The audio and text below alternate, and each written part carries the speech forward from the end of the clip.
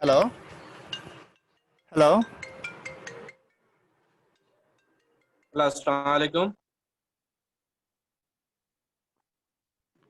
ওয়ালাইকুম আসসালাম sir. Sir ভালো আছেন?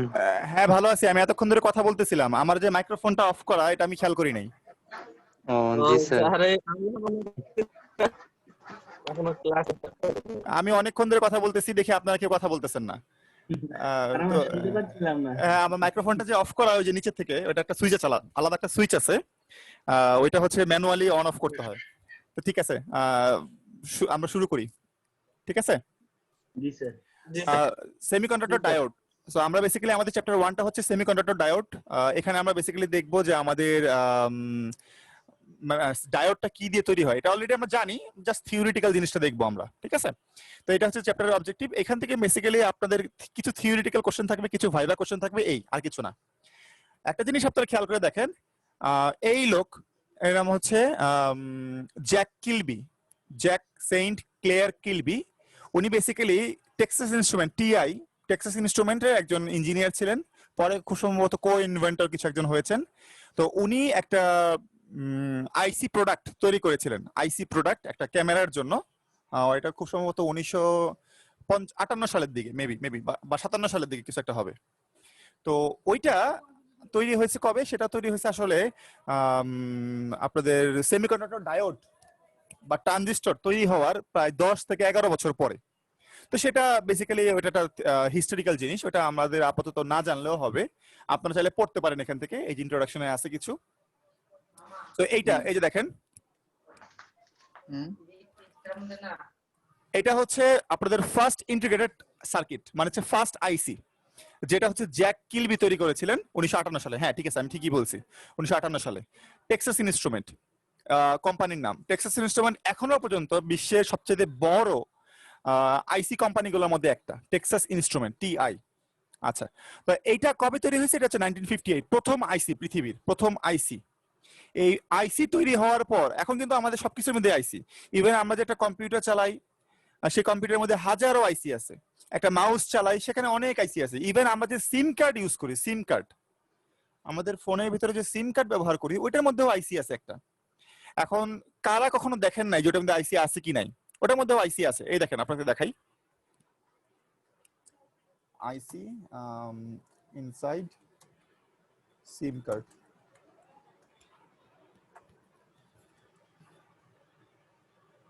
এই যে দেখেন, এটা হচ্ছে একটা সিম কার্ডের একটা মানে ক্লিয়ার ছবি। এই সিম কার্ডটা দেখতে এরকম হয়। সিম কার্ডে অনেকগুলো পিন থাকে, এগুলো আসলে বেসিক্যালি পিন। এই যে এটা এটা এটা এটা এগুলো পিন, সিম কার্ডের পিন এগুলো। তো পিনগুলো এরকম কেন? পিনগুলো নর্মাল আইসির মতো না কেন? কারণ হচ্ছে আপনি তো সিম কার্ডটাকে ইনসার্ট করবেন, তাই না? ইনসার্ট করলে পিন থাকলে তো পিন বেঁকে যাবে। এই জন্য এটাকে ফ্ল্যাট পিন দেওয়া হয়েছে এখানে, ফ্ল্যাট পিন। এখন এটার ভিতরে কি থাকে? এটার ভিতরে থাকে আসলে এরকম কিছু একটা, এরকম জিনিস। এই যে এরকম একটা আইসি থাকে। এই যে যে কালারফুল জিনিসটা দেখা যাচ্ছে, এটাই বেসিক্যালি ইন্টিগ্রেটেড সার্কিট, মানে আইসি। এটা হচ্ছে তার লেআউট। এই লেআউটটা বিভিন্ন পিনের সাথে লাগানো থাকে। সো আমাদের এই সিম কার্ড থেকে শুরু করে আমাদের সবকিছুর মধ্যে কিন্তু এখন কি আছে? এখন আমাদের আইসি চলে আসছে।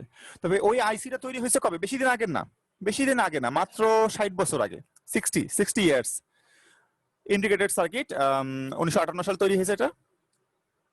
তবে সেটা তৈরি হয়েছে আমাদের ট্রানজিস্টর আবিষ্কার হওয়ার পরে। আমাদের ট্রানজিস্টর কবে আবিষ্কার হয়েছে? আমাদের ট্রানজিস্টর আবিষ্কার হয়েছে 1947। সেটা ছিল একটা জার্মেনিয়াম আইসি, মানে জার্মেনিয়াম ট্রানজিস্টর। ঠিক আছে। এখন আমরা এখানে পড়ে দেখি আমাদের সংজ্ঞাটা। Semiconductor are a special class of element having a conductivity between that of a good conductor and that of an insulator. মানে একটা গুড কন্ডাক্টর এবং একটা ইনসুলেটর এর মাঝামাঝি একটা কন্ডাক্টিভিটি থাকে সেমিকন্ডাক্টরের মধ্যে, এই জন্য এটাকে বলা হয় সেমি কন্ডাক্টর। তবে মাথায় রাখতে হবে, সেমিকন্ডাক্টর কিন্তু সাধারণ তাপমাত্রায়, মানে যখন আপনার নর্মালি, ওইটা কিন্তু কাজ করে না, ওইটা কিন্তু ইউজলেস। নর্মাল টেম্পারেচারে সেমিকন্ডাক্টর হচ্ছে ইউজলেস। এখন সেমিকন্ডাক্টরকে আমরা দুই ভাগে ভাগ করতে পারি। একটা হচ্ছে সিঙ্গেল ক্রিস্টাল, আর একটা হচ্ছে কম্পাউন্ড। সিঙ্গেল ক্রিস্টাল মানে কি? মানে একটা ক্রিস্টালের মধ্যেই ওইটার মধ্যে জেনারেট করা হয়, ওইটাকে বলা হয় সিঙ্গেল ক্রিস্টাল। তারপর হচ্ছে কম্পাউন্ড। এটা আমার মানে আমরা একটু পরেই বুঝতে পারবো। সিঙ্গেল ক্রিস্টাল বলতে বোঝায় যে একটা এলিমেন্ট দিয়ে তৈরি হয়, যেমন জার্মেনিয়াম অথবা সিলিকন। এদেরকে বলা হয় সিঙ্গেল ক্রিস্টাল সেমিকন্ডাক্টর। আবার কম্পাউন্ডও আছে কিছু, যেমন gallium arsenide, cadmium sulphide, gallium nitrite, gallium arsenide phosphide, GaAsP। এগুলো হচ্ছে কম্পাউন্ড, মানে 2-3টা ম্যাটেরিয়াল একসাথে মিলিয়ে সেমিকন্ডাক্টর বানানো হয়। আর the three semiconductors used for most frequently in the construction of electronic devices are germanium, silicon এবং gallium arsenide। এখন এইরকম অনেকগুলো সিলিকন আমাদের সেমিকন্ডাক্টর থাকলেও সবচেয়ে বেশি ব্যবহৃত হয় জার্মেনিয়াম, সিলিকন এবং গ্যালিয়াম আর্সেনাইড, এবং তার মধ্যে সিলিকনটা হচ্ছে বেশি জনপ্রিয়। সিলিকন, বুঝতে পারছি, সিলিকনটা বেশি জনপ্রিয়। তবে মনে রাখতে হবে 1947 কিন্তু সিলিকন আবিষ্কার হয় না, 1947 আবিষ্কার হয়েছে জার্মেনিয়াম। সিলিকন আবিষ্কার হয়েছে তার 2 বছর পরে, 1949 অথবা 51 কিছু একটা হবে, ভুলে গেছি। না না সরি, ভুল বললাম, 1954 1954 এ ফার্স্ট সিলিকন ট্রানজিস্টর তৈরি হয়েছে। আচ্ছা, তো আমরা আর হিস্ট্রির দিকে না যাই, হিস্ট্রি আপনি চাইলে পড়তে পারেন। এখন আমরা দেখে আসি covalent bond and intrinsic material. Intrinsic শব্দটার মানে হচ্ছে ভেজাল মুক্ত, মানে পিওর। আপনাকে আমি এটা কিন্তু ভাইভাতে জিজ্ঞেস করতে পারি ইন্ট্রিনসিক ম্যাটেরিয়াল মানে কি। ইন্ট্রিনসিক ম্যাটেরিয়াল হচ্ছে ভেজাল মুক্ত ম্যাটেরিয়াল, মানে যেটার মধ্যে কোনো ধরনের ভেজাল বা কোনো কিছু মিশ্রিত করা হয় নাই, কমপ্লিটলি পিওর। যেমন পিওর সিলিকন, ওটা একটা ইন্ট্রিনসিক ম্যাটেরিয়াল, ওটার মধ্যে কোনো পি টাইপও নাই, এন টাইপও নাই, কোনো ম্যাটেরিয়াল মিশানো হয় নাই, ওটাকে বলা হয় ইন্ট্রিনসিক। ইন্ট্রিনসিক শব্দটা মানে হচ্ছে পিওর। আর কোভ্যালেন্ট বন্ড মানে কি? কোভ্যালেন্ট বন্ড মানে হচ্ছে যে যেটা শেয়ারিং মাধ্যমে, আমরা এটা কেমিস্ট্রিতে পড়ছি অলরেডি, শেয়ারিং এর মাধ্যমে যে বন্ডটা তৈরি হয় সেটা হচ্ছে কোভ্যালেন্ট বন্ড। এটা হচ্ছে সিলিকন, এটা জার্মেনিয়াম, এটা গ্যালিয়াম, এটা আর্সেনাইড। সিলিকনের চারপাশে কয়টা করে ইলেকট্রন থাকে? 1 2 3 4। আউটার শেলে সর্বলাস্ট 4টা ইলেকট্রন আছে। জার্মেনিয়ামেও তাই, এই 1 2 3 4। জার্মেনিয়ামেরও ভ্যালেন্স ইলেকট্রন, এটাকে বলা হয় ভ্যালেন্স ইলেকট্রন। ভ্যালেন্স মানে হচ্ছে সর্বশেষ ইলেকট্রন হচ্ছে 4টা। আর গ্যালিয়াম আর্সেনাইড, এই দুটো হচ্ছে আমাদের কম্বাইন করা হয়, গ্যালিয়াম আর্সেনাইডকে কম্বাইন করা হয়। গ্যালিয়ামের 3টা ইলেকট্রন থাকে আর আর্সেনাইডের 5টা ইলেকট্রন থাকে, দুটো মিলে হয় 8টা। আর এ থেকে 4টা, আরেকটা সিলিকন থাকে 4টা মিলে হয় 8টা। বুঝতে পারছি? সো 8টা গঠন করতে হবে। আমরা এখানে দেখতে পাবো, এখানে দেখতে পাবো, এটা হচ্ছে কোভ্যালেন্ট বন্ড অফ সিলিকন। এখানে অনেকগুলো সিলিকন আছে, তার মধ্যে এটা হচ্ছে আমাদের মেইন, মানে আমাদের মিডল সিলিকনটা। এই সিলিকনের চারপাশে 4টা ইলেকট্রন আছে, এই একটা। ওরা কি করে? ওরা মানে চতুর্দিক থেকে আরো 4টা সিলিকনের সাথে বন্ড গঠন করে, পেয়ার। এই ইলেকট্রন আর এই ইলেকট্রন একটা পেয়ার গঠন করে, এটা পেয়ার গঠন করে, এটা পেয়ার গঠন করে, এটা পেয়ার গঠন করে। তাহলে এই সিলিকনটার আন্ডারে কয়টা ইলেকট্রন থাকলো এখন? 8টা। ওর নিজের 4টা, ওর মেম্বার কজন এখন? ওর মেম্বার হচ্ছে 8 জন। ওর নিজের বাসার হচ্ছে 4 জন, আর বাইরের যে ফ্যামিলি আছে ওখান থেকে যে ওরা পেয়ার গঠন করছে, ওরা যে কাপল গঠন করছে, সেই কাপল থেকে 1 জন করে। তার মানে এই সিলিকনের ফ্যামিলি মেম্বার হচ্ছে কয়জন? 8 জন। বুঝতে পারছি? আমরা বাঙালি, আমরা তো ভালোই বুঝি যে ওরা হচ্ছে বেসিক্যালি কাপল গঠন করবে, মানে হচ্ছে ওরা হচ্ছে নিজেদের মধ্যে একটা পেয়ার গঠন করবে। পেয়ার গঠন করলে এই ফ্যামিলিতে আগে ছিল 4 ছেলে, তারা হচ্ছে 4টা ফ্যামিলি 4টা মেয়েকে বিয়ে করছে। সো আলটিমেটলি এই ফ্যামিলিটার ফ্যামিলি মেম্বার এখন কতজন হলো? হ্যালো, 8 জন। 8 জন। আর যেই ফ্যামিলির মেয়েকে সে বিয়ে করছে, ওই ফ্যামিলির মেম্বার বাড়ে নাই? হ্যাঁ। হ্যাঁ, ওরও তো মেম্বার বাড়ছে, তাই না? ওরও তো কিন্তু মেম্বার বেড়ে গেছে। সুতরাং এইভাবে করে প্রত্যেকটা সিলিকনের এখন আউটার শেলে মেম্বার থাকবে 8টা করে ইলেকট্রন। তার মানে ও কিন্তু কি হয়ে গেল? ও কিন্তু স্টেবল হয়ে গেল। এটাকে বলা হয় স্টেবিলিটি। মানে ও কি করছে? অষ্টক পূরণ করছে, মানে অক্টেভ পূরণ করছে, এবং সে কি হয়ে গেছে? স্টেবল হয়ে গেছে। এই স্টেবিলিটি ভেঙে কিন্তু কোনো ইলেকট্রন কি হবে না? বাইরে যাবে না। এই পেয়ার ভেঙে, এই বন্ড ভেঙে কোনো ইলেকট্রন বাহিরে যাবে না। বুঝতে পারছি? কি হবে না? বাহিরে যাবে না। ক্লিয়ার? সো এখন এই বাহিরে যাওয়ার জন্য যেটা করা যেতে পারে সেটা হচ্ছে যে এই ইলেকট্রনটাকে আমরা ঘুষ দিতে পারি, যে ঠিক আছে তুমি তোমার পেয়ার আছো, ঠিক আছে, তুমি মাঝে মাঝে বাইরে এসো, তোমার কাছে কাজ আছে। সো আমি যেটা করতে পারি, আমি তাকে ঘুষ দিতে পারি। ঘুষটা কি? ঘুষটা হচ্ছে হিট। আমি তাকে হিট দিতে পারি। হিট দিয়ে বলতে পারি ঠিক আছে তুমি আমার হিট নাও, হিট নিয়ে তুমি হচ্ছে বাইরে চলাফেরা করো, মানে তুমি আমার কাছ থেকে টাকা নাও, টাকা নিয়ে বাইরে চলাফেরা করো, যাও। বুঝতে পারছি? সো আমি যেটা করব, আমি এই হিট দিব। এই হিট দিলে এই ইলেকট্রন অথবা যে কোনো একটা ইলেকট্রন, মনে করেন এই ইলেকট্রন, সেই হিটটা গ্রহণ করে ও কি হয়ে যাবে, ও এক্সাইটেড হয়ে যাবে। এক্সাইটেড হয়ে গিয়ে ও এই বন্ডটাকে সাময়িকভাবে ভেঙে দিয়ে কি করবে, ও বাইরে ঘোরাফেরা করবে। বুঝতে পারছেন? ও সাময়িক সময়ের জন্য মুক্ত হয়ে যাবে এবং সে বাইরে ঘোরাফেরা করবে। তো এই কারণেই তখন এটার মধ্যে দিয়ে বিদ্যুৎ পরিবহন করবে হিট দিলে। কিন্তু আমরা তো হিট দিতে পারবো না, হিট তো দেওয়া যাবে না, কারণ হিট দিলে আমাদের বাকি ম্যাটেরিয়ালের ক্ষতি হতে পারে, আমাদের ব্যাটারির ক্ষতি হতে পারে, আমাদের ডিসপ্লে ক্ষতি হতে পারে, তাই না? তো এই কারণে আমরা কিন্তু হিট দিয়ে তাকে কারেন্ট প্রবাহ করাইতে পারবো না। তো আমাকে কি করাইতে হবে? আমাকে একটা অন্য কাজ করতে হবে, যেটার নাম হচ্ছে ডোপিং। যেটার নাম কি? ডোপিং। নাম শুনছেন ডোপিং? আমি নাম গত ফার্স্ট ক্লাসে বলছিলাম ডোপিং। তো এখন এই ডোপিং করার পর যেই মানে ম্যাটেরিয়ালটা আমরা পাবো, ওটা কিন্তু আর পিওর নাই। পিওর আছে কি? আমি যদি ওর মধ্যে একটা ভেজাল মিশাই দেই, ওটা কি আর পিওর থাকবে? না স্যার। হ্যাঁ, তখন আর ওটাকে আমরা ইন্ট্রিনসিক বলতে পারবো না, তখন আমরা ওটাকে কি বলবো? খেয়াল করে দেখেন, তখন ওটাকে আমরা কি বলবো?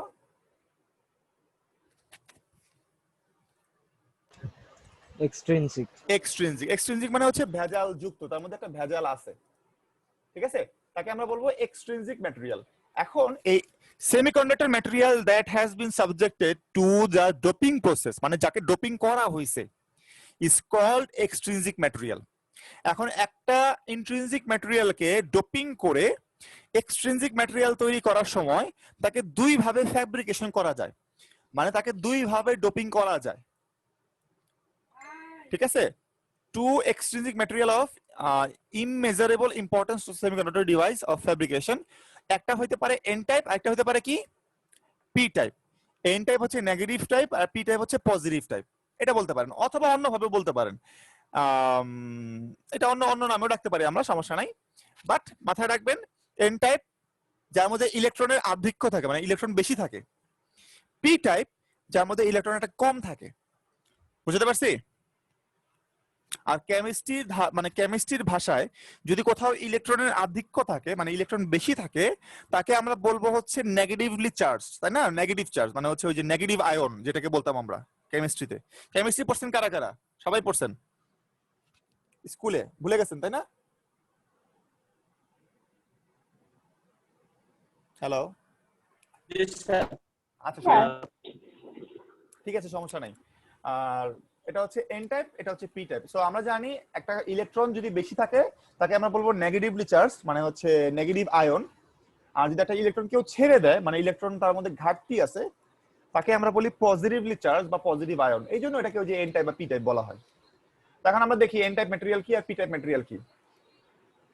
Both n type and p type materials are formed by adding predetermined number of impurity atom to a silicon base. আমরা সিলিকনের সাথে কিছু ইমপিউরিটি মিশাবো। এই ইমপিউরিটিটা আন্দাজে মিশানো যাবে না, এটাকে প্রিডিটারমাইন্ড হিসেবে মিশাইতে হবে। প্রিডিটারমাইন্ড মানে আগে থেকে ফিক্স করা, কি কি মিশাবো আমরা জানি। মনে রাখতে হবে diffused impurities with 5 valence electrons are called donor atom. এটাকে বলা হয় ডোনার অ্যাটম। ডোনার মানে যাকে আমরা 5টা ইলেকট্রন আছে যারা আউটার শেলে, এরকম একটা ম্যাটেরিয়াল যদি আমরা সিলিকনের সাথে মিশাই, তাহলে একটা করে ইলেকট্রন বেশি হয়ে যায়। এটাকে বলা হয় পেন্টাভ্যালেন্ট। কোথায় লেখা আছে পেন্টাভ্যালেন্ট? এই যে দেখেন, পেন্টাভ্যালেন্ট। তার মানে আমরা একটা N type material is created by introducing impurity element that have 5 valence electron, যাকে বলা হয় পেন্টাভ্যালেন্ট। সাচ অ্যাজ, খুবই খুবই important, such as antimony, arsenic এবং ফসফরাস। ভাইবাতে আমি নিশ্চিত জিজ্ঞেস করবো আপনাদেরকে, অ্যান্টিমনি, আর্সেনিক এন্ড ফসফরাস কি কি মিশালে এন টাইপ ম্যাটেরিয়াল তৈরি হয়? বুঝতে পারছি কি কি মিশালে? Antimony, arsenic, phosphorus. কেন? কারণ এদের আউটার শেলে কয়টা করে ইলেকট্রন থাকে? মানে এটার বাহিরের শেলে, মানে বাহিরের কক্ষপথে কয়টা করে ইলেকট্রন থাকবে? 5টা করে। এটাকে বলা হয় পেন্টাভ্যালেন্ট। অথবা আমি আপনাকে কোশ্চেন করতে পারি কয়টা পেন্টাভ্যালেন্ট ইসের নাম বলেন, ম্যাটেরিয়ালের নাম বলেন। অ্যান্টিমনি, আর্সেনিক, ফসফরাস, এই আর কিছু না। ওকে, সো এই যে দেখেন এখানে খেয়াল করে, এই যে যে সিলিকনটা ছিল এখানে, ওই সিলিকনটার পরিবর্তে আমি একটা এসবি মানে হচ্ছে অ্যান্টিমনি মিশালাম, যার আউটার শেলে 5টা করে ইলেকট্রন থাকবে। তো ও যেটা করবে, ও 4টা এই যে পেয়ার গঠন করবে, ঠিক আছে? 4 ছেলে বিয়ে করে ফেলছে, ছোট একজন আছে যে হচ্ছে ঘুরে বেড়াবে এখন, বুঝতে পারছেন? ফ্রি ইলেকট্রন, বুঝতে পারছি? এই যে ফিফথ ইলেকট্রন, যেটা ফিফথ ভ্যালেন্স ইলেকট্রন যেটা থাকবে অফ অ্যান্টিমনি, ও কিন্তু কারোর সাথে কি করতে পারে নাই, পেয়ার করতে পারে নাই। যেহেতু ও কারোর সাথে পেয়ার করতে পারে নাই, ও কি করবে? এখন ঘুরে বেড়াবে। সো ও যেহেতু ঘুরে বেড়াবে, তার মানে কোন রকম হিট প্রদান করা ছাড়াই আমরা কিন্তু তাকে কি করতে পারবো? পরিবহন করাইতে পারবো। বুঝতে পারছি? এটা হচ্ছে এন টাইপ। এবার আসেন পি টাইপ।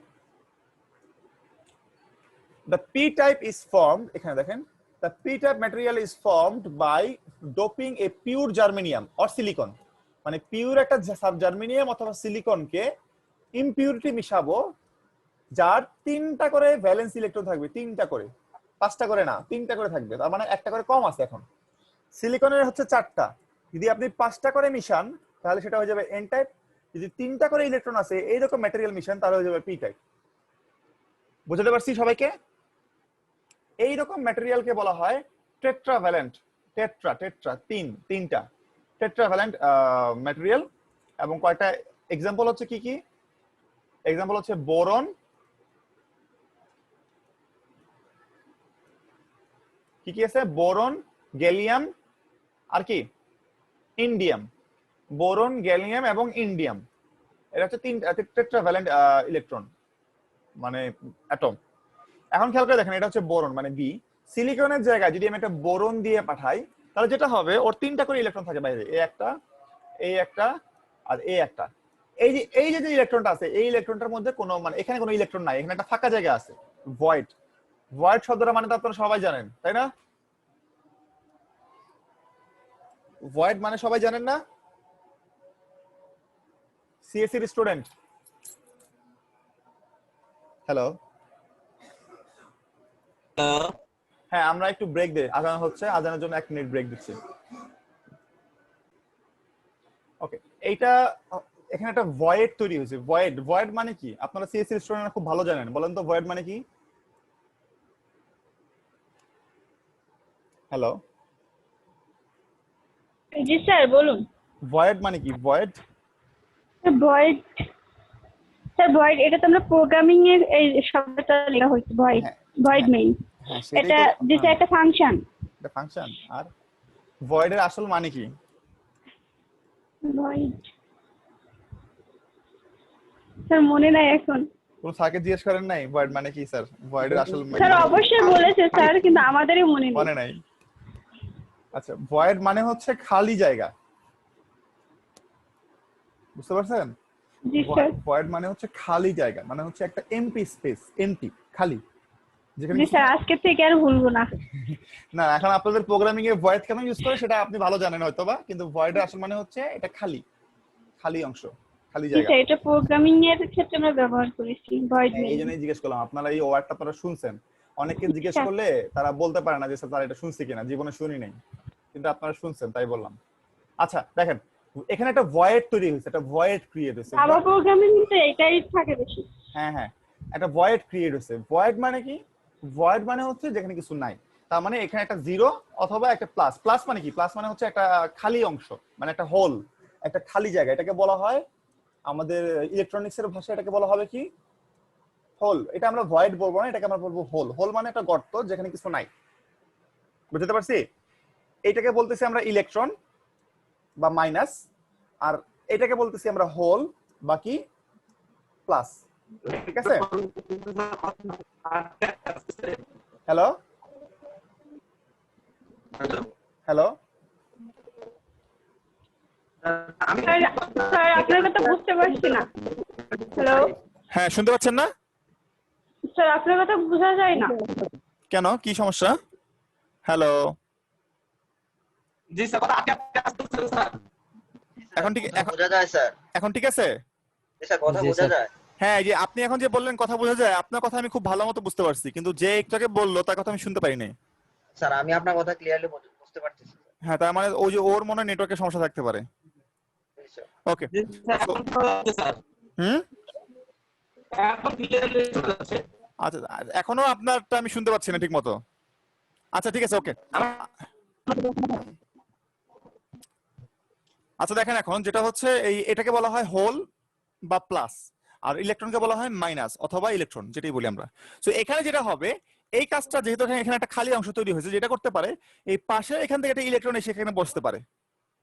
যদি পাশে থেকে একটা ইলেকট্রন এসে এখানে বসে, তাহলে এখানে একটা খালি অংশ হয়, মানে একটা খালি তৈরি হবে, এখানে একটা খালি তৈরি হবে, তাই না? এখানে যদি একটা খালি তৈরি হয়, পাশে থেকে একটা ইলেকট্রন এসে আবার এখানে বসতে পারে, আবার জি। ওখানে একটা খালি তৈরি হবে, তখন আবার পাশের একটা ইলেকট্রন থেকে ওখানে বসতে পারে, এখানে একটা খালি তৈরি হবে, তখন আবার এখান থেকে একটা ইলেকট্রন এসে বসতে পারে। দেখেন ইলেকট্রন কিন্তু মুভ করতেছে, তাই না? পুরো সারফেস জুড়ে, মানে পুরো এরিয়া জুড়ে আমার ইলেকট্রন কিন্তু মুভ করতেছে। এই যে ইলেকট্রনটা মুভ করতেছে, হয়তোবা এই মুভিংটা ওই আগের মুভিং এর মতো এত সুন্দর না, মানে এত স্মুথ না, কারণ আগেটা তো এমনি ফ্রি ছিল, ও তো ফ্রিলি ঘুরছে। এ ফ্রি না, ওর হচ্ছে ওই পরের স্পেসটা খালি না হওয়া পর্যন্ত যেতে পারবে না। বুঝতে পারছি? মানে এখান থেকে যে এই যে ইলেকট্রনটা, এই যে এখান থেকে যে ইলেকট্রনটা এখানে আসলো, মানে এই জায়গার ইলেকট্রনটা যে এখানে আসলো, এটা কখন আসছে? যখন এটা খালি হয়েছে তখন। আবার এটা যে গেছে এখানে, কখন আসছে? যখন এটা খালি হবে তখন। মানে খালি না হওয়া পর্যন্ত ও কিন্তু যেতে পারবে না, মানে ওর এরকম একটা জাম্পিং একটা মুভমেন্ট আছে, জাম্প করে করে যেতে হয় ওকে, জাম্প করে করে। এটা খালি হবে, তারপর সে জাম্প করবে। কিন্তু আমাদের এন টাইপে কিন্তু সেটা লাগে নাই। এন টাইপে কি হয়েছে? এন টাইপে কিন্তু ওকে কাউকে খালি হওয়ার জন্য ওয়েট করা লাগে নাই, ও এমনি মুভ করছে। বুঝতে পারছেন? জি স্যার। ওকে, স্যার আরেকবার একটু বলবেন, আমি ডিসকানেক্ট হয়ে গেছিলাম। আচ্ছা দেখেন, এন টাইপের যে ইয়েটা মানে মুভমেন্টটা, এন টাইপের মুভমেন্টটা খুব ফ্রি, এই কারণে এটা ফ্রি ইলেকট্রন। ও যদি ফ্রি আছে, ওকে কিন্তু কাউকে খালি হওয়ার জন্য ওয়েট করা লাগে না, ও কিন্তু এমনি মুভ করতে পারে। বুঝতে পারছেন? খুব ফ্রিলি মুভ করতে পারে। কিন্তু এই পি টাইপের বেলায় যেটা হবে সেটা হচ্ছে যে এখানে একটা ইলেকট্রন এখানে এসে বসতে পারে, কারণ এখানে একটা খালি জায়গা আছে, ঠিক আছে? যেহেতু ও ফ্রি না, এখানে কেউই কিন্তু ফ্রি না, ও কিন্তু ফ্রি না, ও এখানে এসে বসতে পারে। যেহেতু ও এখানে এসে বসে পড়ছে, ওর এই জায়গাটা খালি হয়ে গেছে না, জি স্যার। তখন এই আরেকটা ইলেকট্রন এসে এখানে বসতে পারে, তখন এই জায়গাটা খালি হয়ে গেল না, জি তখন এখান থেকে আরেকটা ইলেকট্রন এসে এখানে বসতে পারে। সো এই যে মুভমেন্টটা, এই যে মুভমেন্টটা কিন্তু ওই আগের মুভমেন্টের মতো এত ফ্রি মুভমেন্ট না। এই মুভমেন্টটা একটু মানে একটু পজ দিয়ে নেয়, মানে একটু জাম্প করে করে দৌড়ায়। মানে একটা খালি হবে, তার জায়গায় গিয়ে একজন বসবে, একটা খালি হবে, তার জায়গায় গিয়ে একজন বসবে। কিন্তু বসতেছে তো, কিন্তু মুভ তো করতেছে, একদম স্টিল হয়ে বসে তো নাই, তারা মুভ করতেছে নিজেদের মধ্যে। তো এই মুভমেন্টটাই কিন্তু আসলে কারেন্ট প্রবাহ করায়। বুঝতে পারছি? জি স্যার। ওকে। এখন আমরা এই দেখেন, এটাকে বলা হয়, এই দেখেন এখন কি বলতেছে, এই হোল ফ্লো আর ইলেকট্রন ফ্লো, এই জিনিসটা দেখেন, খেয়াল করে আপনারা। হোল ফ্লো মানে কি? হোল ফ্লো মানে হচ্ছে যখন একটা ইলেকট্রন, এই যে হোলটা এখানে আছে না, এটাকে বলা হয় হোল। হোলটা এখানে আছে, যখন ইলেকট্রনটা এইদিকে চলে আসলো, তাহলে হোলটা কোন দিকে যাবে? বির দিকে আসছে। বুঝেন খেয়াল করে? ছোটবেলায় গ্রামে মেলাতে, হ্যাঁ আবার বুঝাচ্ছি আপনাদের, দেখেন ছোটবেলায় গ্রামের মেলাতে এক ধরনের রঙিন পাইপ পাওয়া যেত, ওই যে গ্লাসের পাইপ, যেটার মধ্যে কিছু কালারফুল পানি থাকতো এবং কিছু জরি দেওয়া থাকতো, তাই না? কে কে ওটা দেখছেন? জি স্যার। হ্যাঁ, ভেতরে একটু বাবল থাকতো, মানে হচ্ছে একটু খালি জায়গা থাকতো, তাই না? হ্যালো, আচ্ছা। তো আপনি যেটা করতেন, হ্যাঁ আপনি যদি ওটাকে উপর করতেন, তাহলে দেখা যেত কি জি স্যার। বাবলটা উপরে উঠে যাচ্ছে, তাই না? জি স্যার। আসলে বাবল কিন্তু উপরে ওঠে না, পানিটা নিচে নেমে যায়। তাই না? হুম।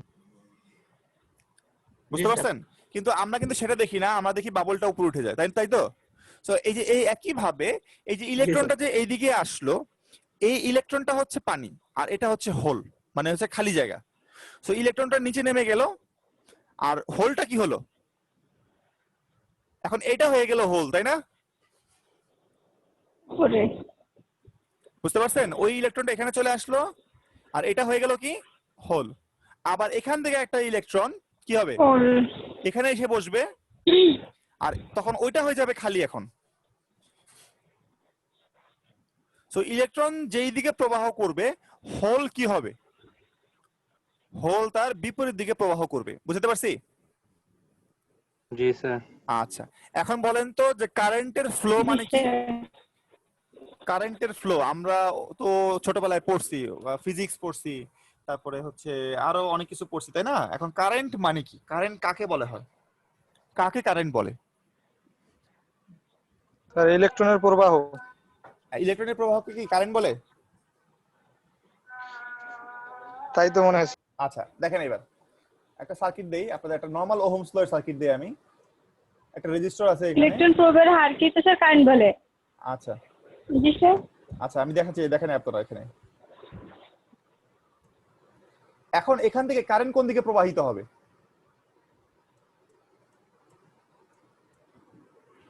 কারেন্ট কোন দিকে প্রবাহিত হবে বলেন? কারেন্ট, হ্যাঁ কারেন্ট প্লাস, ইলেকট্রন প্রবাহের বিপরীত দিকে। এই যে এখন আসছে একজন ইলেকট্রন প্রবাহের বিপরীত দিকে, তাই না? হ্যাঁ ঠিকই বলছেন। দেখেন কারেন্ট কিন্তু আসলে এইভাবে প্রবাহিত হবে, মানে এইভাবে, তাই না? কারেন্ট প্লাস থেকে বের হবে, কারেন্ট প্লাস থেকে বের হবে, পুরো সার্কিট ঘুরবে, তারপর কি হবে? মাইনাস দিয়ে কি হবে? সে ব্যাক করবে, তাই না? এই তো, এটাই কারেন্টের ফ্লো না? জি স্যার। আর ইলেকট্রন কই দিয়ে বের হয়? ইলেকট্রন বের হয় মাইনাস দিয়ে। জি স্যার। মাইনাস দিয়ে বের হয় কোথায় যায়? প্লাসে যায়। পাশের দিকে। তাহলে খেয়াল করে দেখেন তো, ইলেকট্রন আর কারেন্ট দুইটা কি এক জিনিস? মানে দুইটা ডিরেকশন কি এক? স্যার বিপরীতমুখী। বিপরীতমুখী, হ্যাঁ। তার মানে ইলেকট্রনের ফ্লোকে কিন্তু আমরা কি বলতে পারবো না? কারেন্ট বলতে পারবো না। হ্যাঁ, তবে কারেন্ট বলতে পারবো না। ইলেকট্রনের ফ্লো যতটুকু, কারেন্টের ফ্লো তো অতটুকুই হবে, তাই না? কারণ একটু আগে দেখেন, আপনাদের একটু আগে দেখাইলাম যে এই জিনিসটা, এখানে যে যে ইলেকট্রন এবং হোল দেখালাম না একটু আগে আমরা, জি স্যার।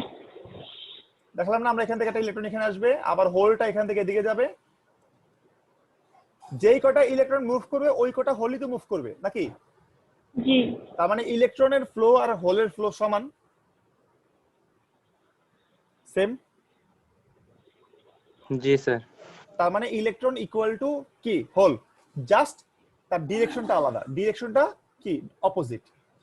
ইলেকট্রনের ফ্লো এর দিকে কিন্তু কারেন্ট ফ্লো হয় না, তাহলে কোন দিকে হয়? তার বিপরীত দিকে। কিন্তু বিপরীত দিকে আবার কে প্রবাহিত হয়? হোল। হোল। তার মানে হোলের প্রবাহকেই বলা হয় কারেন্ট।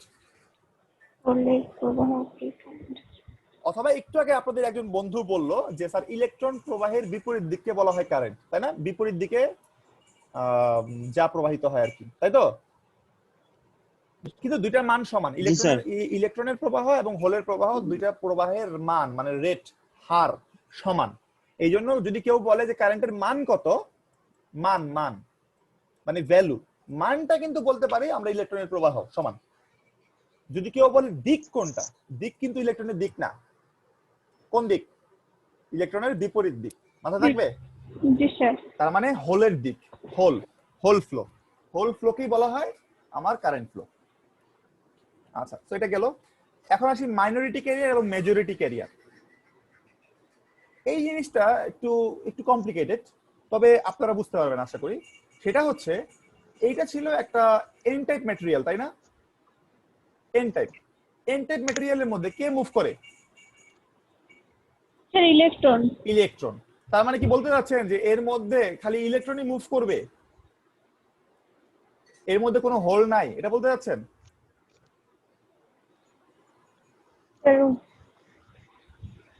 হ্যাঁ, এর মধ্যে কিছু হোলও স্যার আছে। এখানে তো ইলেকট্রন আছে স্যার, হোল তো দেখছি। না এখানে দেখবেন না, কারণ হচ্ছে আপনাকে এখানে দেখাই নাই।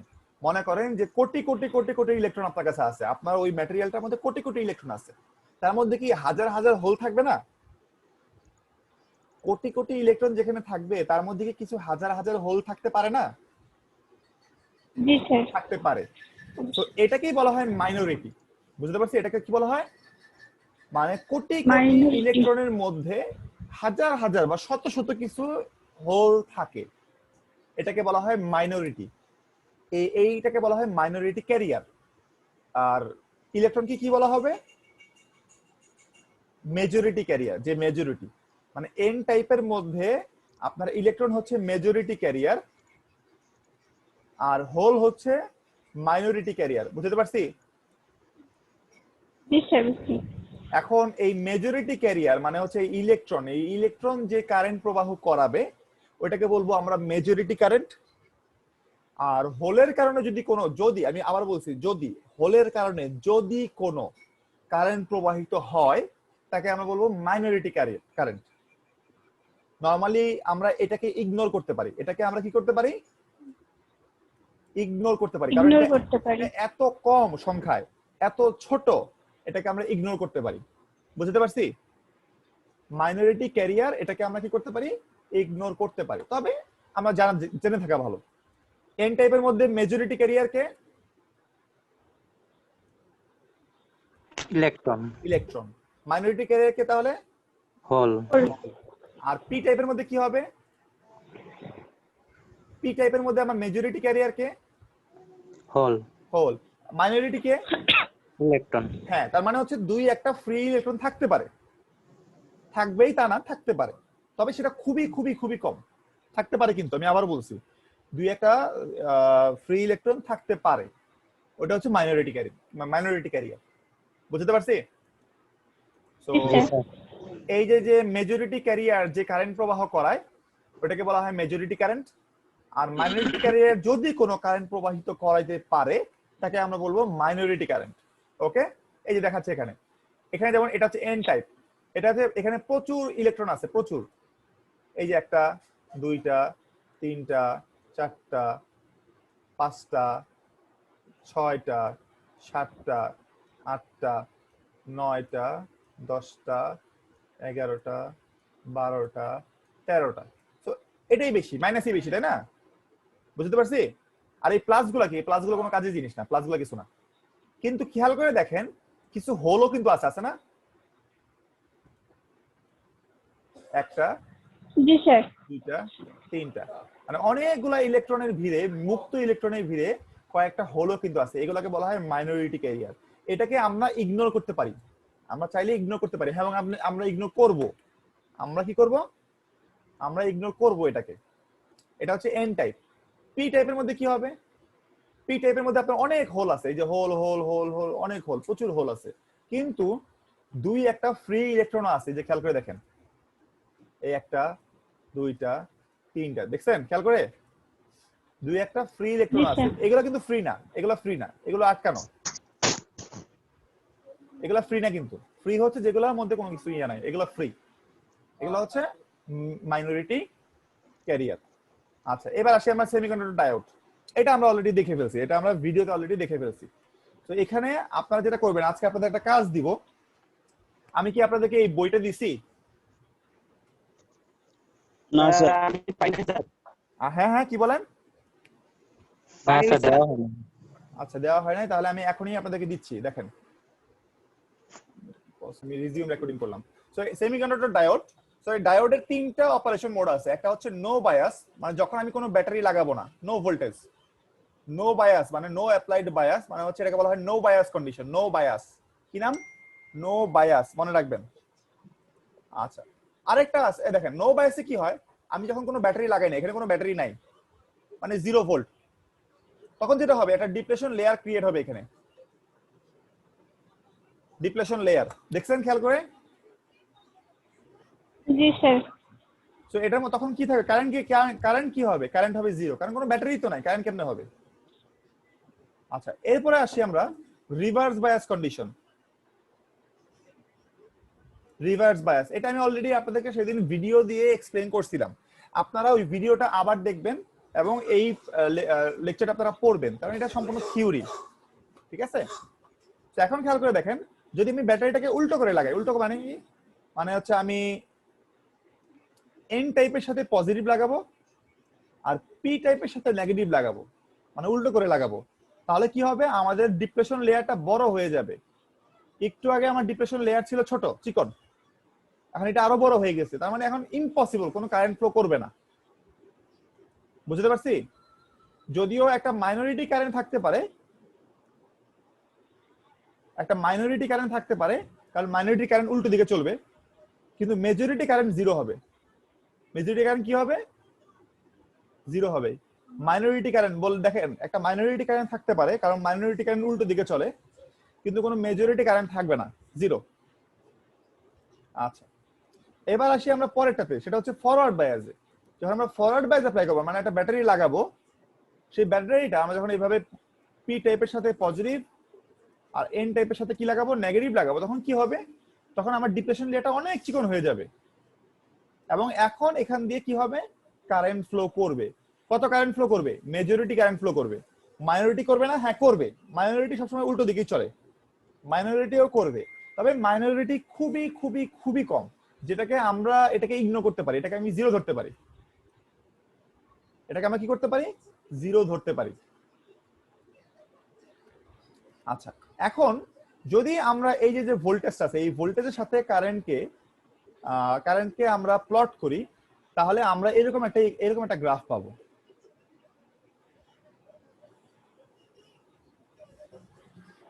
আচ্ছা, আমি একটু 1 মিনিটের একটা ব্রেক নিব। তো আমরা এই যে কারেন্ট এবং ভোল্টেজের যে রিলেশনশিপটা দেখলাম, যে ভোল্টেজটাকে উল্টায় দিলে মানে বা সোজা করলে বা জিরো করলে কেমন কারেন্ট হয়, তার একটা রিলেশনশিপ আছে, সেই রিলেশনশিপটাকে বলা হয় ক্যারেক্টারিস্টিক্স কার্ভ। এই রিলেশনশিপটাকে আমরা হচ্ছে যদি গ্রাফ করি, তাহলে আমরা পেয়ে যাব কি, silicon semiconductor diode characteristics curve. এই কার্ভটা কিভাবে হয়? এই কার্ভটা হয় এইভাবে, আপনাদের দেখাই। আমি একটা হোয়াইট বোর্ড নিয়ে আসবো। এখন যে ভ্যালুগুলো দেখা যাচ্ছে, তখন মনে রাখবেন, আপনি যখন ভোল্টেজের ভ্যালু কত দিবেন, জিরো দিবেন, আপনার কোনো কারেন্ট থাকবে না, ID is equal to zero. তার মানে এই যে ডায়োডটা আছে, এই ডায়োডের মধ্যে কোনো কারেন্ট ফ্লো করবে না, কারণ আমি কোনো ভোল্টেজ দেই নাই। ঠিক আছে, বিও না, সরি,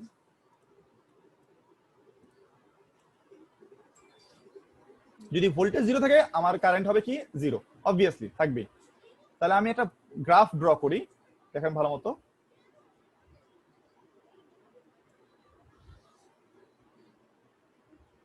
একটা গ্রাফ ড্র করব। এইদিকে কি হবে, এইদিকে থাকবে আমার আইডি, মানে ডায়োডের কারেন্ট। কোন দিকের কারেন্ট? এই দিকের কারেন্ট, কারণ আমি অ্যামিটারটা এইভাবেই লাগাবো। ঠিক আছে, এইদিকে হবে ভোল্টেজ, কি ভোল্টেজ, ফরওয়ার্ড ভোল্টেজ। কারণ আমি হচ্ছে, দেখেন আমি কি করব,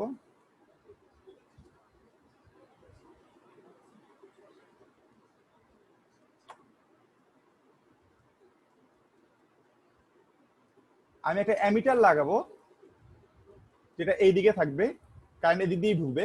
আমি অ্যামিটারটাকে চেঞ্জ করব না, তার মানে কারেন্ট যদি উল্টো দিকে যায় তাহলে এটা নেগেটিভ হবে, আর কারেন্ট যদি সোজা যায় তাহলে সেটা পজিটিভ হবে। এবং আমি একটা ভোল্টমিটার লাগাবো, এটা এই দিকে থাকবে, এটা প্লাস, এটা মাইনাস, ভোল্টেজটা মাপার জন্য। এটা হচ্ছে ভিডি, এটা হচ্ছে আই, মানে আইডি। সো ভিডি যদি এই দিকে হয়, তাহলে উল্টো দিকের ভোল্টেজটাকে আমি কি বলবো, মানে আমি যদি ব্যাটারিটাকে উল্টো করে দিই তাহলে কি বলবো আমি সেটাকে, মাইনাস ভিডি, তাই না? আমি যদি ব্যাটারিটাকে উল্টো করে দেই, আমার এই ভোল্ট মিটারে কি দেখাবে, ভোল্ট মিটারে নিশ্চয়ই আমাকে নেগেটিভ দেখাবে। বুঝতে পারছি? আচ্ছা, যদি কারেন্ট এই দিকে ফ্লো করে তাহলে সেটাকে আমি বলবো পজিটিভ আই। যদি কারেন্ট উল্টো দিকে ফ্লো করে তাহলে কি বলবো তাকে, নেগেটিভ আই, মানে নেগেটিভ আইডি।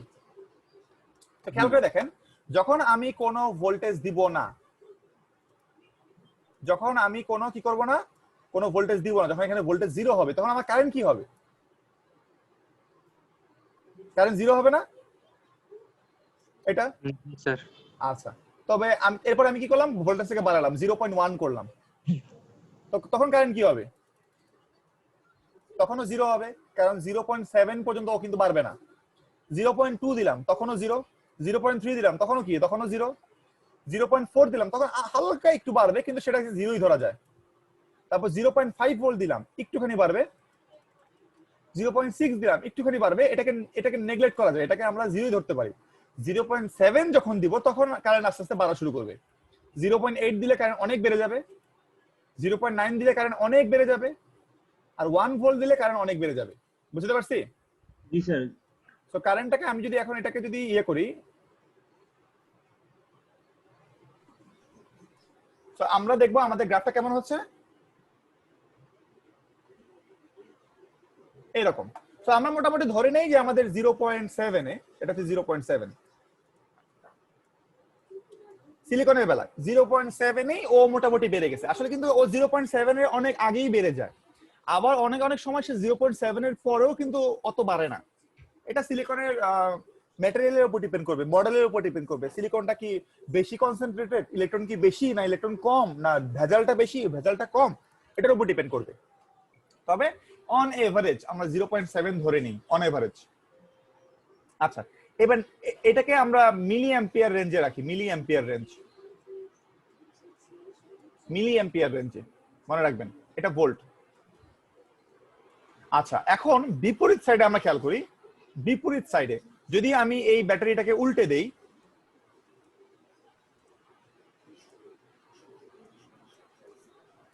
তাহলে কি হবে? ভোল্টেজটা নেগেটিভ আসবে না? আমি কিন্তু ভোল্ট মিটারকে উল্টাই নাই, আমি কিন্তু শুধু ব্যাটারিটাকে উল্টাইছি। নেগেটিভ আসবে না? ভোল্টেজটা নেগেটিভ আসবে। তার মানে নেগেটিভ ভ্যালুর জন্য আমরা এখন কারেন্ট প্লট করব। খেয়াল করে দেখেন, এখন কিন্তু কোনো কারেন্ট প্রবাহ করার কথা না। কথা কি কোনো কারেন্ট কি প্রবাহ করবে? না। কোনো কারেন্ট প্রবাহ করবে না। কে করবে না? মাইনরিটি মানে মেজরিটি ক্যারিয়ারের কোনো কারেন্ট প্রবাহিত হবে না। মেজরিটি ক্যারিয়ারের কি হবে না? কোনো কারেন্ট প্রবাহিত হবে না। কোথায় দেখলাম এটা? আমরা দেখছি হচ্ছে এখানে আমাদের বইতে। একটু আগে যেটা দেখাইলেন, এই যে দেখেন, যদি রিভার্স বায়াস হয় তখন কি হবে? মেজরিটি কারেন্ট কি হবে? 0। মেজরিটি কারেন্ট কোন দিক দিয়ে প্রবাহিত হয়? পি থেকে এন এর দিকে, তাই না? সো এই কারেন্টটা প্রবাহিত হবে না। কিন্তু মাইনরিটি কারেন্ট থাকবে না? জি স্যার। হালকা একটু মাইনরিটি কারেন্ট কি থাকবে? আমাদের থাকবে হালকা। সেটা কতটুকু? খুবই হালকা। কত? এটা অনেক অনেক অনেক অনেক কম। সেটা মিলি অ্যাম্পিয়ার রেঞ্জে পাওয়া যাবে না। ওটা কি রেঞ্জে পেতে হবে? সেটাকে মিলি অ্যাম্পিয়ার রেঞ্জে আপনি নিলে দেখবেন যে 0। কিন্তু সেটাকে যদি আপনি মাইক্রো অ্যাম্পিয়ার রেঞ্জে নেন, মাইক্রো অ্যাম্পিয়ার রেঞ্জে আপনি তখন কিছু অ্যামাউন্ট আপনি দেখতে পাবেন। সেটা কত হবে?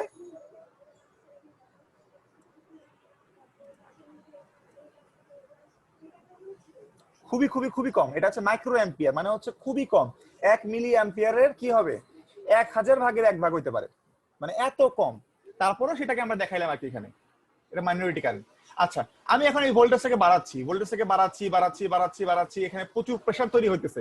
তারপরও এই ডায়োড ওই কারেন্টটাকে আটকে রাখছে ফিল্টারের মতো করে, তাই না?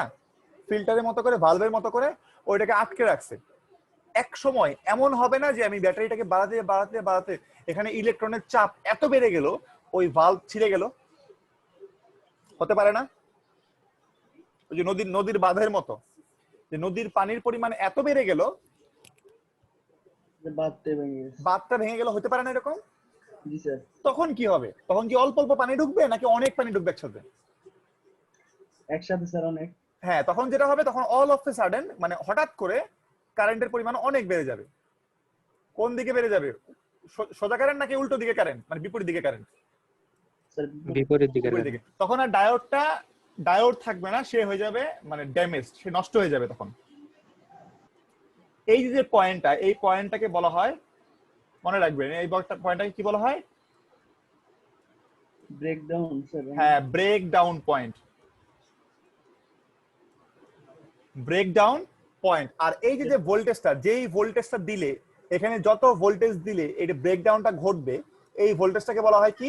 Breakdown voltage. Breakdown voltage. তার মানে আপনি কোনোভাবেই ওই ডায়োডকে উল্টো করে ওর থেকে বেশি ভোল্টেজ দিতে পারবেন না, তার থেকে কম দিতে হবে। তাহলে ডায়োডটা নষ্ট হবে না, ডায়োডটা ঠিক থাকবে, ডায়োড কারেন্টকে আটকাতে পারবে। কিন্তু যদি ওই ভোল্টেজ বা তার থেকে বেশি দিয়ে ফেলেন তাহলে ডায়োডটা আর কারেন্টকে আটকাতে পারবে না, ও নষ্ট হয়ে যাবে। বুঝতে পারছি? জি স্যার। এখন নরমালি আমাদের ল্যাবে, আমাদের ইলেকট্রনিক্স ল্যাবে আমাদের যে ডায়োড গুলো আছে, এই ডায়োড গুলোর ব্রেকডাউন ভোল্টেজ হচ্ছে 50। কত? 50। সুতরাং ডায়োডটাকে নষ্ট করা যাবে না। কেন যাবে না? তার কারণ হচ্ছে আমাদের যে ইয়ে আছে, নাম কি ওটা, যে ভোল্টেজ মিটার আছে, মিটার বলতেছি কেন, আমাদের যে ভোল্টেজ রেগুলেটর আছে, মানে যে আমাদের যে ভোল্টেজ সোর্স আছে, সেই সোর্সের সর্বোচ্চ ভোল্টেজ দিতে পারে হচ্ছে 30 ভোল্ট। এই কারণে আমরা কোনো ডায়োডকে নষ্ট করে দেখতে পারি না এখন পর্যন্ত, ডায়োড নষ্ট করতে পারি না এখন পর্যন্ত, কারণ আমাদের ওই ভোল্টেজ নাই। তবে যদি আপনি এসি ভোল্টেজ দেন, এসি, তাহলে কি হইতে পারে?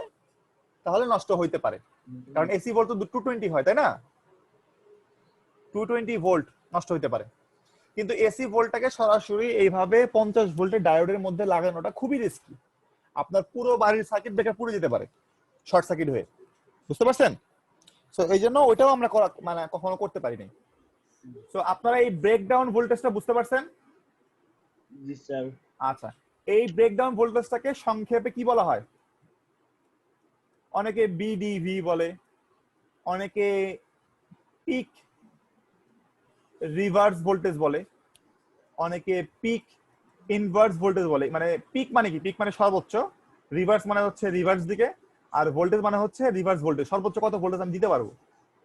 আর পিআইভি মানে কি? পিক ইনভার্স ভোল্টেজ, ইনভার্স শব্দটা মানে রিভার্স, মানে উল্টো দিকে। Peak reverse voltage, peak inverse voltage মানে পিআইভি। পিআইভি মানে কি? Peak inverse voltage. এটা আসলে বাংলা মিনিং কি? বাংলা মিনিং হচ্ছে যে এই ভোল্টেজের থেকে বেশি ভোল্টেজ কি করতে পারবো না, এই ভোল্টেজের থেকে বেশি ভোল্টেজ আমি দিতে পারবো না। ক্লিয়ার বাংলা কথা? জি স্যার। আচ্ছা, তো সবাই আশা করি বুঝতে পারছেন, তাই না? জি স্যার। তো আমরা আরেকটা দেখি। এটা হচ্ছে আমাদের সিলিকন ডায়োডের ক্যারেক্টারিস্টিক্স কার্ভ। এখন এই সিলিকন ডায়োডটা আমার কিন্তু টেম্পারেচারের সাথে ভ্যারি করতে পারে। টেম্পারেচারের সাথে মানে কি? দেখেন একটা জিনিস দেখাচ্ছি। ও এখানে দেখাচ্ছে, এই যে এখানে ব্রেকডাউন রিজন দেখাচ্ছে। ব্রেকডাউন মানে যেই ব্রেকডাউন, যে জায়গাটা বলা হয়, যে জায়গাটাতে ব্রেকডাউন ঘটে, ওটাকে বলা হয় না ব্রেকডাউন ভোল্টেজ। মানে বি, এই দেখেন বিভি, ভিবিভি মানে ব্রেকডাউন ভোল্টেজ বলা হয়। আচ্ছা, এখন আমরা দেখি যে জার্মেনিয়াম, সিলিকন এবং গ্যালিয়াম আর্সেনাইড কোনটা ভালো। আমাদের তিনটা সিলিকনের কথা বললাম, মানে তিনটা সেমিকন্ডাক্টরের কথা বললাম, কোনটা সবচেয়ে ভালো সেটা আমরা দেখি। এখন তিনটাকে যদি আমরা ক্যারেক্টারিস্টিক্স কার্ভে, মানে কার্ভে যদি বসাই, আমরা দেখতে পাই, দেখেন সবাই, লাল কালারটা হচ্ছে আমাদের সিলিকন, এই যেটা, এটা, আর এই মাঝখানে হচ্ছে সিলিকন, এটা। তো কোনটা ভালো খেয়াল করে দেখেন। এই যে ভোল্টেজটা আছে, এটা হচ্ছে তার ট্যাক্স ভোল্টেজ, মানে হচ্ছে তার থ্রেশহোল্ড ভোল্টেজ, যে ভোল্টেজটা সে নষ্ট করে। এই ভোল্টেজটা যত বেশি হবে তত খারাপ। কি বুঝতে পারছি? এইটা যত কম হবে, মানে এই ভোল্টেজটা যত বেশি হবে তত কি? তত বাজে, তত খারাপ। তার মানে সিলিকন কিন্তু জার্মেনিয়ামের থেকে ভালো না। জার্মেনিয়ামের এই ভোল্টেজটা হচ্ছে 0.3। কত এটা? 0.3। সিলিকনে কত? 0.7। কোনটা ভালো তাহলে? জার্মেনিয়াম ভালো অবশ্যই। এখানে স্যার কম ভোল্টেজ খরচ হইতেছে। হ্যাঁ, সে কম ভোল্টেজ নেয়, সে মানে সে ট্যাক্স হিসেবে কম ভোল্টেজ খরচ করে। আপনি একটা ব্রিজ দিয়ে যাবেন, আপনার কাছে 70 টাকা ট্যাক্স রাখলো। আপনার আরেকটা ব্রিজ দিয়ে যাবেন, আপনার কাছে 30 টাকা ট্যাক্স রাখলো। তো কোন ব্রিজটা ভালো বেশি? 30। মানে খরচের দিক থেকে ভালো হচ্ছে 30। এবার দেখেন গ্যালিয়াম আর্সেনাইড খরচ কত নেয়? 1.2। গ্যালিয়াম আর্সেনাইড এদিক দিয়ে সবচেয়ে খারাপ। বুঝতে পারছি ট্যাক্সের দিক থেকে। এবার আসেন, এদিকে আসেন, রিভার্স বায়াসে দেখেন, একটা জার্মেনিয়ামের ব্রেকডাউন ভোল্টেজ হচ্ছে অনেক কম, সিলিকনের অনেক বেশি, গ্যালিয়াম আর্সেনাইডের সবচেয়ে বেশি। এখন ব্রেকডাউন ভোল্টেজ বেশি হলে ভালো না কম হলে ভালো? ব্রেকডাউন ভোল্টেজ বলতে বোঝাচ্ছি সহ্য ক্ষমতা। তার সহ্য ক্ষমতা 50 ভোল্ট। ওর সহ্য ক্ষমতা 100 ভোল্ট, ওর সহ্য ক্ষমতা 150 ভোল্ট, কারটা ভালো বেশি? স্যার তাহলে জার্মানিয়াম জার্মানিয়াম। জার্মানিয়ামের সহ্য ক্ষমতা কম। জার্মানিয়াম কি জানি সাথে ভুলে গেছি স্যার। Gallium arsenide. হ্যাঁ গ্যালিয়াম আর্সেনাইড। গ্যালিয়াম আর্সেনাইড সবচেয়ে ভালো। ঠিক আছে। আবার গ্যালিয়াম আর্সেনাইডে দেখেন কারেন্ট লিকও হয় কম, মানে লিক মানে কি, যে আপনার মাইনরিটি কারেন্ট যেটা আছে, মাইনরিটি কারেন্ট দেখেন কত রেঞ্জে, সেটা কত রেঞ্জে? 5 মাইক্রো অ্যাম্পিয়ার। না না, এটা মাইক্রো অ্যাম্পিয়ার না, এটা পিকো অ্যাম্পিয়ার। পিকো অ্যাম্পিয়ার 5ও না, তাও 5 তো এখানে দেওয়া, ও 1 পিকো অ্যাম্পিয়ারের মতো। পিকো বুঝছেন কত কম? আরো ছোট, মানে আরো আরো আরো অনেক ছোট পিকো অ্যাম্পিয়ার। তার মানে গ্যালিয়াম আর্সেনাইড হচ্ছে আমার রিভার্স বায়াসের রাজা। আর জার্মানিয়ামে কত? জার্মানিয়ামে দেখেন রিভার্স বায়াসে আপনার ব্রেকডাউন হচ্ছে 50 ভোল্ট মাত্র, আর কারেন্টও লিক করে অনেক। এটাকে বলা হয় লিকেজ কারেন্ট অথবা মাইনরিটি কারেন্ট। এটা অনেক সময় কি বলা হয়? লিকেজ কারেন্ট বলা হয়। লিকেজ কারেন্ট মানে কারেন্ট লিক করতেছে আর কি মাইনরিটি ক্যারিয়ারের জন্য। সো এই কারেন্টটা হচ্ছে 1 মাইক্রো অ্যাম্পিয়ার। সো এখানে আবার জার্মানিয়াম মার খেয়ে গেছে। তো সিলিকন কিন্তু কোনো দিকেই ভালো না। সিলিকন এই জায়গায় মাঝামাঝি, এই জায়গায় মাঝামাঝি, বুঝতে পারছি? এই কারণে হচ্ছে সিলিকন সবচেয়ে বেশি জনপ্রিয়। বুঝতে পারছেন? সে কোনো জায়গারই সেরা না, কিন্তু দুই জায়গায় সে ভালো তার পারফরমেন্স। জি স্যার। ওকে, আচ্ছা। তো এখন আপনার, হ্যাঁ, আপনার কাছে যদি মনে করেন যে না আমার ওই ভোল্টেজ কোনো সমস্যা না, আমার রিভার্স বায়াসে আমাদের পারফরমেন্স ভালো হইতে হবে, তাহলে আপনি অবশ্যই কি নেবেন? আপনি গ্যালিয়াম আর্সেনাইড নেবেন। আবার আপনি যদি মনে করেন যে না রিভার্স বায়াস কোনো সমস্যা না, কিন্তু আমার ফরওয়ার্ড বায়াসে ভোল্টেজ কম লাগতে হবে, তখন অবশ্যই আপনি জার্মানিয়াম নেবেন। আচ্ছা, এটা গেল। সিলিকন ভালো না? এই যে দেওয়া আছে এখানে, জার্মানিয়াম হচ্ছে 0.3, সিলিকন হচ্ছে 0.7, গ্যালিয়াম আর্সেনাইড হচ্ছে 1.2। এই ভোল্টেজটার নাম কি? এখানে দেওয়া হচ্ছে ভিকে, অনেক জায়গায় এটাকে ভিটি বলা হয়। ভিটি, ভিটি মানে হচ্ছে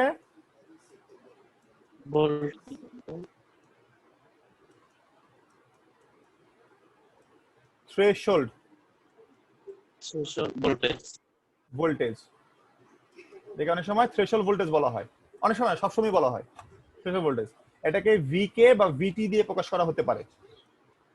যদি আমি আপনাকে জিজ্ঞেস করি জার্মানিয়ামের থ্রেশহোল্ড ভোল্টেজ কত? 0.3, সিলিকনের 0.7, গ্যালিয়াম আর্সেনাইডে 1.2। এই যে আমি আপনাদেরকে সুন্দর করে বলে দিচ্ছি, এই যে ভাইবার কোশ্চেন, আপনারা এটা লেখা রাখেন কিন্তু, বুঝছেন? পরে কিন্তু ভুলে যাবেন। আবার যদি সবগুলোই ভুলে গেছেন? না স্যার, নোট করে নিচ্ছি। নোট করে নেন এগুলা, এগুলোর জন্য আপনাদের ভাইবা ভালো হবে, গ্রেড ভালো হবে। দেখেন এবার, আর এই যে এগুলো কোশ্চেন করতে পারি যে আপনার গ্যালিয়াম আর্সেনাইডের রিভার্স কারেন্ট কত? 1 পিকোফ্যারাড। সিলিকনে কত হতে পারে? 10 পিকোফ্যারাড। জার্মানিয়ামে কত হতে পারে? 1 মাইক্রো অ্যাম্পিয়ার। আমি ফ্যারাড বলতেছি কেন, সরি, আমি সরি, পিকোফ্যারাড না, এটা হচ্ছে পিকো অ্যাম্পিয়ার, 10 পিকো অ্যাম্পিয়ার। আর জার্মানিয়ামে কত হতে পারে? 1 মাইক্রো অ্যাম্পিয়ার হতে পারে। বুঝতে পারছি? এটা হচ্ছে রিভার্স কারেন্ট, মানে লিকেজ কারেন্ট, সোজা কথা। আচ্ছা, এবার আসি টেম্পারেচার ইফেক্ট। টেম্পারেচার ইফেক্টের সাথে আমাদের সিলিকনের কারেন্ট প্রবাহ হওয়ার রেটটা কি খেয়াল করে দেখেন। মাঝখানেটা হচ্ছে 25 ডিগ্রি সেলসিয়াসের জন্য, মানে হচ্ছে নীল কালারেরটা। 25 মানে কি? মানে নর্মাল টেম্পারেচার। নর্মাল টেম্পারেচার ও হচ্ছে 0.7। এখন টেম্পারেচার যদি বেড়ে যায়, টেম্পারেচার বেড়ে গেলে খেয়াল করে দেখেন এটা একটু আগে আসছে না? 125 ডিগ্রি সেলসিয়াসের জন্য ও কিন্তু আগেই গেছে। আগে গেছে কেন? কারণ ওর কারেন্ট প্রবাহ করার ক্ষমতা বেড়ে গেছে। ওই যে বলছিলাম যে আমি যদি তাকে একটা ঘুষ দেই, মানে তাকে যদি আমি হিট দেই, ও কি হবে? ও ফ্রি হয়ে মুভ করবে। তার মানে হচ্ছে ওর মধ্যে ফ্রি ইলেকট্রনের সংখ্যা বেড়ে গেছে। সংখ্যা বেড়ে যাওয়ার কারণে ও হচ্ছে এখন মুভ করতে পারে। বুঝতে পারছি? ও যদি এখন বেশি মুভ করতে পারে, এই জন্য ওর কারেন্ট প্রবাহ করার ক্ষমতা বেশি। এই কারণে ও 0.7 এর আগেই কারেন্ট প্রবাহ করা শুরু করবে। বুঝতে পারছি? জি স্যার। আর যদি আমি তাকে ঠান্ডা করে ফেলি, তাহলে যে ফ্রি ইলেকট্রন গুলো ছিল ওরাও মুভ করতে চাইবে না, যে বাইরে অনেক ঠান্ডা, যাবো না। বুঝতে পারছেন? বাইরে অনেক ঠান্ডা, বাসা থেকে বেরোবো না। ও কি করবে? তখন আপনাকে আরো বেশি ভোল্টেজ দিতে হবে, 0.7 এর থেকেও বেশি ভোল্টেজ আপনাকে দিয়ে তাকে দিয়ে কারেন্ট প্রবাহ করাইতে হবে। তো এটা হচ্ছে আপনার টেম্পারেচারের ইফেক্ট। আর লিকেজ কারেন্টের বেলায় কি হয়? দেখেন টেম্পারেচার যদি কমে যায় আপনার রিভার্স ভোল্টেজটা কমে যাবে কিন্তু লিকেজ কারেন্টও কমে যাবে।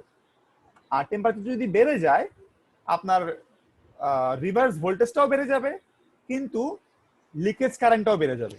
এই কারণে আমরা একটা রেঞ্জের মধ্যে থাকার চেষ্টা করব, আমরা অত এক্সট্রিম এন্ডেও যাব না, অত এক্সট্রিম এন্ডেও যাব না। বুঝতে পারছি?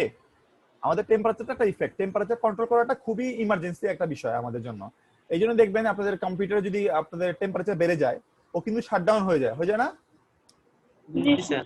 কেন হয়ে যায়? কারণ জানে যে এটা হইতে পারলে এই যে কিছু ব্রেকডাউন হয়ে যেতে পারে, কিছু কিন্তু কি হয়ে যেতে পারে, লিকেজ কারেন্ট হইতে পারে বা কিছু একটা হইতে পারে, ব্রেকডাউন হয়ে যেতে পারে। এই জন্য হচ্ছে ও অটোমেটিক্যালি ওর সিস্টেমটাকে শাটডাউন করে ফেলে। আচ্ছা, তো আমরা আপাতত মোটামুটি এখানে পড়লাম, আমরা আর সামনে না যাই আজকে আপাতত। এর জন্য নেক্সট দিন থেকে আমরা যেটা করবো সেটা হচ্ছে আমরা ম্যাথে চলে যাবো। হ্যাঁ, ম্যাথে চলে যাব। আমাদের এই কোর্সে অনেক ম্যাথ এবং অনেক ডিজাইন আছে, আমাদের থিওরি খুবই কম। ওকে, নাকি আপনারা আরো পড়বেন আজকে? বলেন। স্যার এই পর্যন্ত থাকুক। না স্যার, এই পর্যন্ত থাকুক। ভিডিও পরে দেখতে গেলে স্যার অনেক